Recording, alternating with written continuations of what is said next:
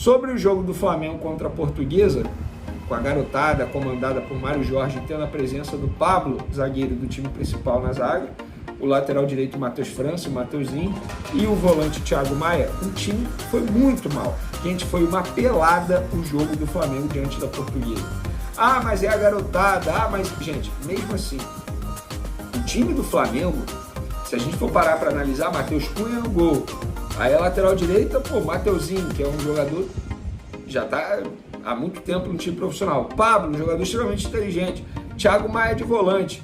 O problema para mim foi como o Mário Jorge montou a equipe, sem um centroavante de ofício, tendo o Wellington, que foi artilheiro do Flamengo na Copinha, não custava nada colocar o Wellington, utilizando o Verton, não sei porquê, porque é um jogador que está muito próximo de ir para o Santa Clara, o Peterson, jogador que amanhã vai se apresentar ao Atlético Paranaense, um time totalmente sem organização tática, deu para perceber isso, time muito mal em campo. Então o próprio Lohan, que é um jogador que se espera mais dele, mas ficou sobrecarregado, ele eventualmente fazia a função de falso 9. Eu acho que o Mário Jorge foi muito mal, demorou a mexer. Enfim, um jogo para a torcida do Flamengo esquecer. Lamentavelmente, os torcedores que compareceram à Arena das Dunas, inclusive parabéns para a torcida do Flamengo, compareceu lá em Orlando, no amistoso do Flamengo, compareceu na Arena das Dunas, duas grandes festas que a torcida do Flamengo protagonizou em apenas um dia. Desse jogo, eu não tiro nada de bom, vou ser bem sincero para vocês, acho que o time foi muito mal, inclusive. Sobre o mercado da bola, galera, o Flamengo fez nova proposta para o Léo Ortiz e se aproximou da pedida do Red Bull Bragantino, uma informação publicada primeiramente nesse sábado pelo jornalista Júlio Miguel, nós confirmamos, e pelo que eu apurei, o Flamengo chegou muito próximo de 8,5 milhões de euros, quase 46 milhões de reais.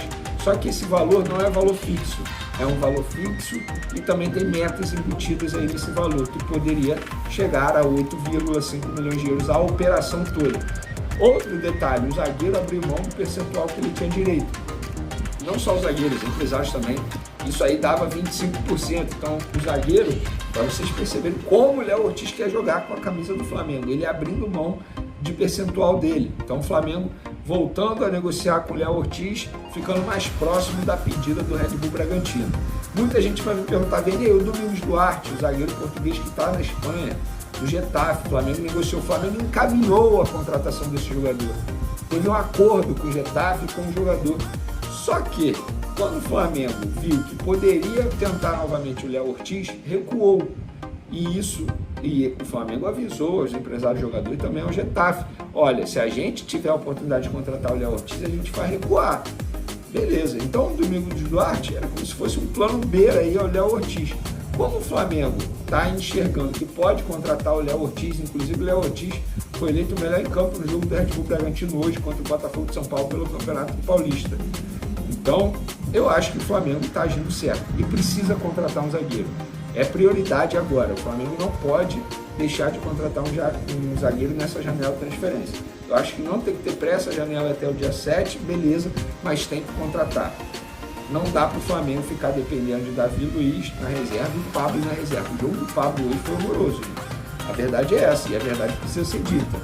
Então o Flamengo precisa contratar sim um zagueiro e pode ser o Léo Ortiz aí novamente. Que novela, cara.